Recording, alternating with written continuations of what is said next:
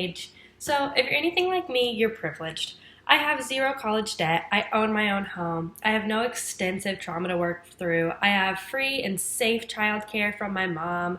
I have a husband who wholeheartedly supports me dropping out of everything and changing majors and staying home to raise our son and to give him that love. I'm white. I'm born to a wonderful country that's free. The systems that have privileged me in many ways. But that's not the case for so many of our clients, and that's certainly not the case for a lot of you, I've learned through our discussion forums. And of course, there's things in my life that have gone wrong. I don't say any of this to brag, but the systems have privileged me. So many of you watching this right now are thinking, what on earth? Why are you telling me all this? So system theory looks at how each factor that I just listed made me who I am today. System theory explains the why behind people's success, but it also explains the why behind falters and how we can guide those people to a better situation. We can use those systems. Maybe it is trauma, maybe they don't have support, but how we can lean into other systems that maybe do have that support to create something a little bit better in their lives. So, you know why we're all here. Let's dive into the history of systems theory. So, way back in the 1940s, a wonderful man named Ludwig von Berfetley created systems theory. He founded it as it related to organisms. He was thinking of how organisms and biology work together. So then this exploded. People got this idea and they thought, wow, this is crazy. What do we even do with all of this new information? So specialties across the globe picked it up. So around the 1950s, the social science pioneers finally picked this up and applied it to the human mentality. So Talcott Parsons was the first person to take this shift. He felt that the human mind had four main functions. Those are adaptation, goal attainment, integration, and latency. He felt that all of those functions serve as one system to create the way that the human mind works. So he felt that humans interact in a way to serve those functions to make a well-oiled system. From here, Walter Buckley took this idea one step further, and he said that systems theory isn't a theory at all. He said this isn't a theory, get it out of here. It's a framework. This framework can go together, and it can match everything that we're ever thinking across all disciplines, across all specialties. He's saying that system theory isn't about human mentality. It isn't about anything. He was a psychologist, and he did apply it to psychology. But he's saying that this is a framework for how everything works. You apply the systems. You apply how everything interacts to create one big system.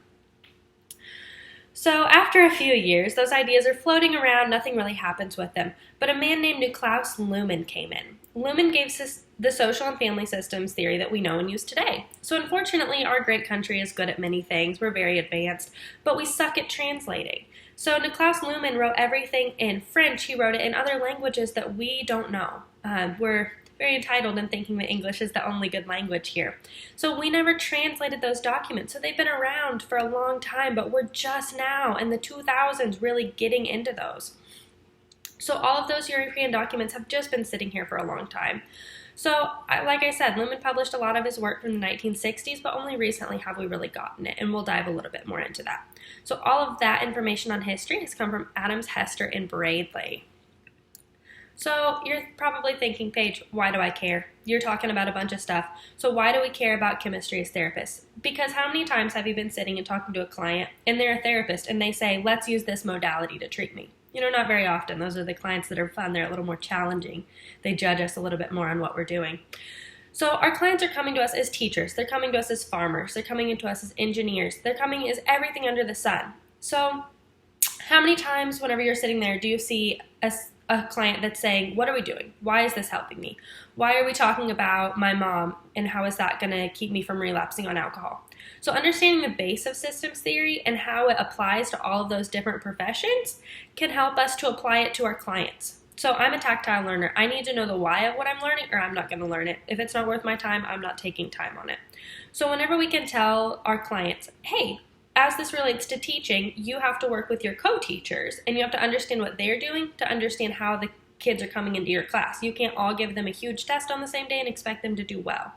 As it relates to farmers, you have to know the crop that's growing next to you because it will affect your crop. Those seeds were going to come over. So as you can see, systems theory, it goes everywhere. And I gave you a couple really dumbed down examples of how you can apply it to clients and tell them the why behind what you're doing and why you're talking about all this broad stuff as it relates to their one little problem. But understanding the why, I think that a lot of times that's the difference between resistant to treatment and compliant to treatment.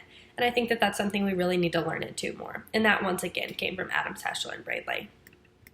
So Luhmann's theory, we talked about Luhmann, we're bringing him on back in. So he thinks that human behavior is uniquely influenced, altered, and modeled by each factor in a person's life, from their family all the way up to their social class. So every one of those little things is a system. So Luhmann understood that each regular interaction a person has begins to influence them in some way, from the way that they interact with their mom and dad to the way they interact with their classmates, all the way up. So this could be their racial group, it could be all of their academic peers, it could be their economic class, it could be anything, whatever they are a part of. So Luhmann understood that each of these groups plays a key role into shaping a person into who they are and how they respond to life. A negative system is going to affect how they interact in other systems, as would a positive. This is coming from Stephen Walker. So the main idea, what's the main idea of systems theory? As I just kind of told you, we're all part of dozens of systems. Each system not only affects us, but it affects how we behave in other systems. When one system is requiring too much energy, it's negatively impacting, it just throws off the other systems and it causes chaos. So systems theory really focuses on equilibrium. We're trying to find a balance between all of the systems. So it looks at the entire person as a whole, and it just tries to balance everything to keep a well-oiled machine running smoothly. Rather than looking at just childhood trauma or just economic hardship, it's looking at everything together and how that's making you interact with the world. So there's several underpinnings to system theory, and I know I could have dove into family systems theory, I could have dove into so many specific systems theories, but I'm going broad. Like I said, we need to know how to apply this to our clients to give them the why behind what we're doing. So one underpinning of general systems theory is change. System theory states that social work is inevitably evolving. It feels that it's unsettled, and as social workers, we have to be too. So there's no manual to social work, unfortunately. That'd make our jobs wonderful now, wouldn't it? So one underpinning is that it's unsettled. Social work in general is unsettled. The world around us is unsettled. It's changing so rapidly, and all the smaller systems are too. So we have to be on top of that. We have to constantly be learning and ready to work with whatever rolls through our door. Clients have family breakdowns, they lose their job, they fail out of college, they experience loss, so much more. You just never know what's walking through your door. I think that's what drew us a lot to this profession. So we have to be prepared, and we have to look at the different systematic changes. Maybe the client isn't even aware. Maybe there's a family dynamic change and they don't even know that that's affecting them and causing them to feel the way that they are while they're sitting in front of you. So we have to be prepared. We have to look at the different system changes that the client's facing, and we have to help guide them back to that equilibrium that we just talked about. And once again, this is coming straight from Walker. So the next underpinning we're going to talk about is that holistic aspect I mentioned just so briefly. This is going to come from the Payne textbook that we had here in class. So system theory pairs social intervention with individual intervention to create a whole picture of help. System theory understands that no amount of individual help, no amount of little therapy that we're going to do is going to change the entire person and the entire system that they're a part of. So no amount of systematic change, this goes the same way, is going to change that one person. I can change how WIC works. I can change how TANF works. I can change Social Security. It is not going to fix the person sitting in front of me. So system theory incorporates the micro, the meso, the macro level that we have learned about for the past 6 years we've been in school, and it just creates that cohesive unit of change. So the next underpinning is that it's multifaceted. This is also coming from Payne. So unlike other theories that focus on the one root cause, system theory looks at the whole person and all of their active systems to find multiple avenues for oppression, for trauma, for intervention. System theory understands that trauma, oppression, discrimination, diversity, they're all components of human behavior. They all have a place in the explanation of problems. Someone could be having a problem at the family level, they could also be oppressed, and they could also be having trouble at work, and that's all creating this one problem that we have. It is not just that childhood trauma that so many therapists want to focus on. So system theory doesn't look for problem behaviors or causes in one area, but instead it looks at all areas and how we can fix everything from every level. So the next underpinning we're going to talk about is empowerment, and this is going to come from Colquhoun and Pillai. So system theory views the client as well as the system that they are involved in as capable of positive change. System theory views everyone as capable of positive change. We say, I believe in you, you believe in yourself, let's be positive about this. So we're giving the clients that empowerment to the path of treatment. We're giving them that motivating factor, and we know that they are capable of change. We're just getting them to go forth and make that change. We always hear, go forth, do great things. We're doing that with our clients. So practice interventions, how do we use this? I've given you a lot of information about what it is and why, but I haven't told you how to put this together with your clients. So there's a couple tools that I'm going to talk about that a lot of you may be familiar with. So the family-directed structural assessment tool allows the family and the therapist as well to assess the family structure in a non-judgmental and universal way. This is a tool that the family and the therapist go through together. So as the family is realizing some of those dynamics, the therapist is also realizing it. And it's not a case of myself telling you what you're doing wrong. It's you realizing that there may be some problem behaviors, and then we're going to work on it together. So it's a trauma-informed way to take diversity into account. It's to be used with structural family therapy, which is a modality directly derived from systems theory. It really works with that family dynamic. So the next one I think more of you will have heard of is the ACE scale.